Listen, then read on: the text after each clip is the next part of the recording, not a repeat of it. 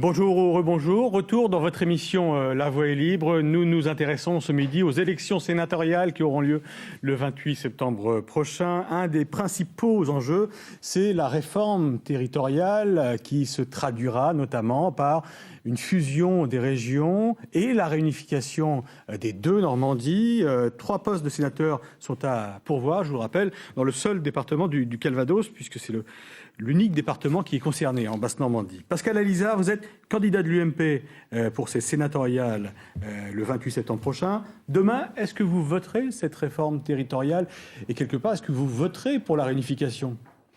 Je ne voterai pas cette réforme territoriale si je suis élu et je ne voterai pas la réunification en l'état. La réunification sans stratégie, pour moi, ça n'a pas de sens. La Grande Normandie, c'est pas à l'ordre du jour. Elle est historique. C'est un débat qui existe depuis 40 ans. Oui, mais bien sûr, mais c'est pas parce qu'il existe depuis 40 ans que ceux qui n'apportent pas la réponse officielle sont pour autant des ringards. Quelle est la stratégie de développement territorial? Quel est le développement économique que l'on veut avoir?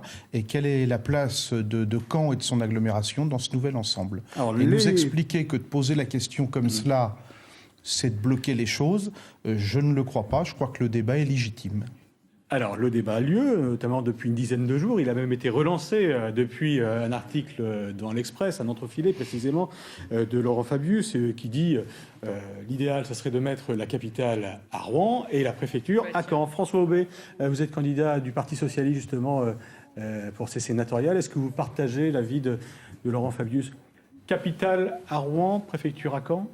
Non, pas tout à fait. Je pense que cette réforme est nécessaire. La réunification de la Normandie, c'est un vieux serpent de mer et il faut faire cette réunification, mais pas n'importe comment. Je pense qu'effectivement, le contenu est important.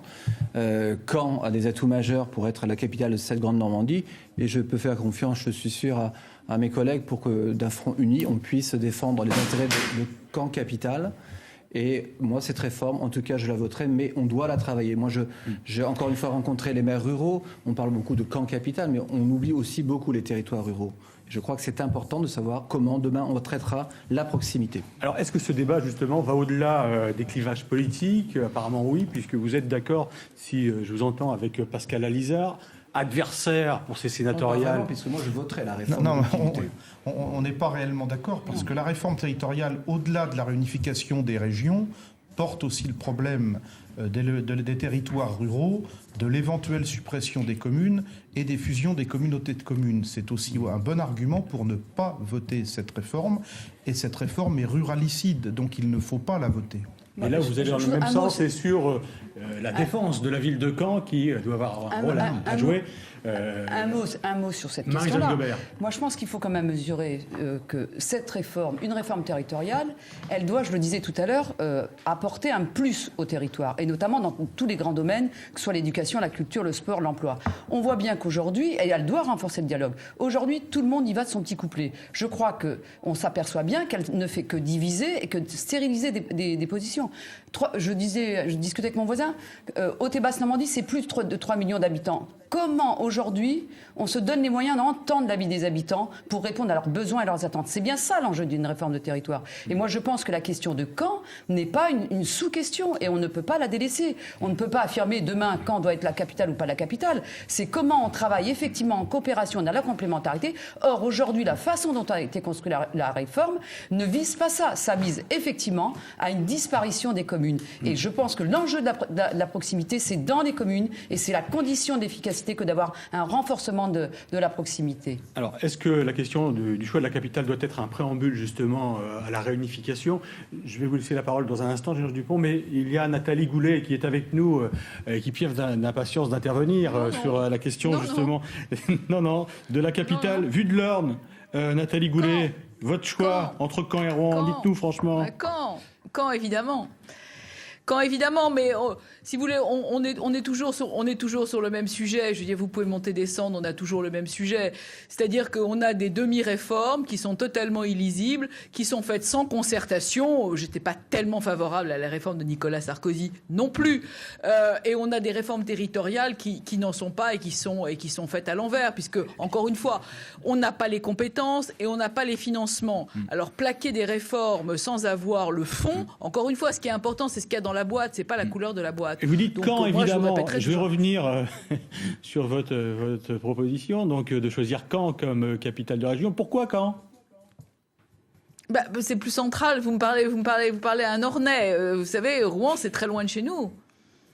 On est sur ces questions de proximité. Évidemment, il y a tous les services à Rouen. Et si vous demandez à Laurent Fabius en Fabiusi, il va rien vous dire d'autre que Rouen.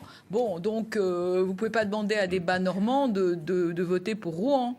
Sinon, vous imaginez les gens qui sont au Teil-sur-Huisne ou qui sont à Condé-sur-Sarthe ou qui sont à moitié dans l'Eure à l'Aigle pour aller à la préfecture ou à Rouen dans les services. C'est impossible. Ou alors, si on éloigne les régions, il faut des départements plus forts. Et ce qui est en train de se passer, c'est exactement l'inverse. Alors, je vais reposer ma question à Jean-Léonce Dupont.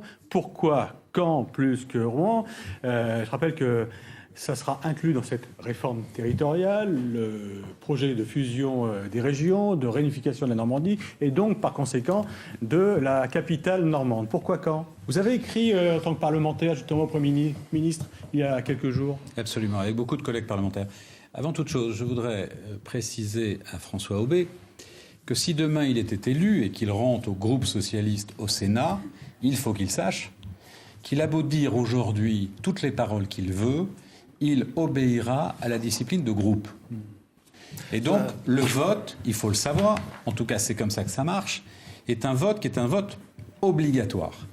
Donc il faut vraiment savoir qui aura capacité à défendre et à être en harmonie entre les idées qu'ils défendent quand ils rencontrent les élus et quand ils siègent effectivement au Parlement. Je voudrais simplement rappeler, excusez-moi Monsieur Dupont, je voudrais simplement rappeler à Jean-Léonce Dupont par rapport à une discipline de groupe que lors de la session au Conseil général sur le redécoupage des cantons, j'étais un du groupe d'opposition qui a été contre le redécoupage proposé. Donc, la politique Godillot, c'est pas forcément mon truc. Je ne savais pas qu'il y avait des règles éventuellement identiques au département par rapport au Parlement. Mais moi, je peux lui dire, par connaissance de cause, ce qui se passe effectivement au Parlement. Alors, pourquoi Caen ? Il y a évidemment le problème de la centralité géographique. Mais il y a surtout le problème que donc si nous voulons... Nathalie Goulet qui dit... Mais bien entendu. Mais si nous voulons on est plus concerné par Caen que par cette réunification soit la possibilité d'opportunité et pas de risque, parce qu'il y a des risques. Si nous voulons un gain d'opportunité, il faut que cette opportunité, elle soit répartie, évidemment, sur la haute et la basse Normandie. Mais quand vous dites Caen est en grand danger, est-ce que ce n'est pas excessif ? Vous savez très bien que tout l'axe Seine se développera naturellement parce que, notamment, le Grand Paris et l'ensemble du pouvoir jacobin a intérêt à ce que cet axe se développe. Et nous y avons également intérêt.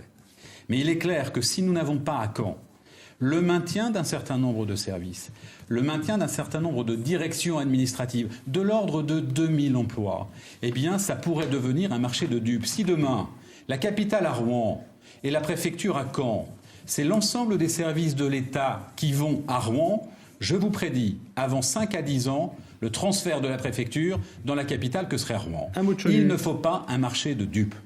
Je constate que le président Jean-Léonce Dupont est sur la même ligne que Guillaume le Conquérant, donc un homme politique tout à fait d'actualité. Mais enfin, c'est vrai, vous l'avez dit d'ailleurs, je crois. Guillaume le Conquérant avait choisi Caen. Pourquoi a-t-il choisi Caen, Guillaume ? Guillaume choisit Caen pour rééquilibrer l'influence des abbayes aux Normandes, et c'est pourquoi il crée à Caen 2 abbayes, l'abbaye aux hommes et l'abbaye aux dames. Et nous ne voudrions pas terminer comme les dupes de Normandie. Si je peux me permettre, là on est en train de discuter comme si la réforme était entérinée. Moi je pense qu'on doit avoir aussi... On a posé la question au début de l'émission de savoir justement si vous étiez prêt à voter ou pas cette réforme. Il y a des spectateurs qui arrivent en cours d'émission, donc moi je le dis, on doit aussi avoir bien sûr une vision pour notre région, pour nos territoires, mais une vision nationale. Et aujourd'hui, moi je le dis, cette réforme, elle mobilise dans tous les camps, y compris, et des élus, l'association des maires de France, aujourd'hui s'oppose, et l'association des maires de France, il y a tous les élus de toute sensibilité, s'opposent aujourd'hui à cette réforme parce que ce qui est en train de se passer, c'est qu'on explose la République. Et les questions d'égalité, de justice, d'équité sur le territoire ne sont pas considérées. Quel est le rôle de l'État ? On ne sait pas aujourd'hui. On nous donne la réforme des rythmes scolaires dans les communes, sans les moyens.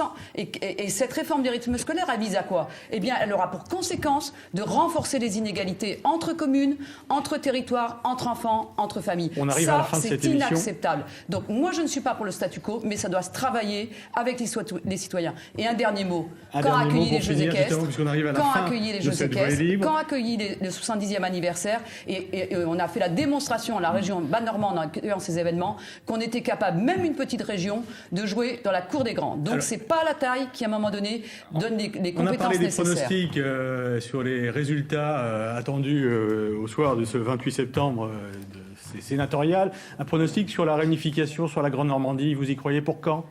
Vous êtes tous apparemment plutôt favorables, mais c'est pour quand?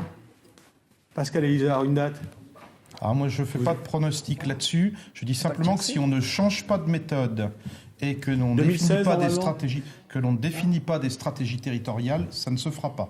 Jean-Léonce Dupont. Non, mais si la loi était adoptée, bien entendu, ça serait effectivement 2016. C'est pourquoi d'ailleurs je dis et j'affirme qu'il faut une voix forte pour le Calvados. Il faut une voix forte au Sénat pour le Calvados. Il faut une voix forte en local par rapport à l'ensemble de ces enjeux territoriaux et pour qu'il y ait plus d'opportunités que de risques. François Aubé, vous défendrez cette réforme territoriale? Oui, bien sûr. Et la réunification de la Normandie, pour finir rapidement. Mais par rapport à un projet travaillé, repris, et comme dit Jean-Léonce Dupont, le Calvados, une voix monocorde, c'est pas forcément, on peut avoir deux voix dans le Calvados. Merci. Et moi, je pourrais dire, il faut une femme sénatrice dans le Calvados. Et aujourd'hui, c'est possible. La gauche peut gagner un siège. Et je crois que je représente cette possibilité pour le Calvados, c'est bien de bouger et de changer les traditions. Nathalie Goulet, rapidement, un mot, vous avez 10 secondes, même pas.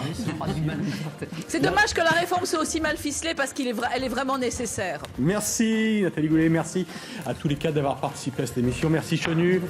Pas de voie libre la semaine prochaine puisque nous serons à 24 heures de ces sénatoriales. Bonne semaine, bon week-end et à bientôt.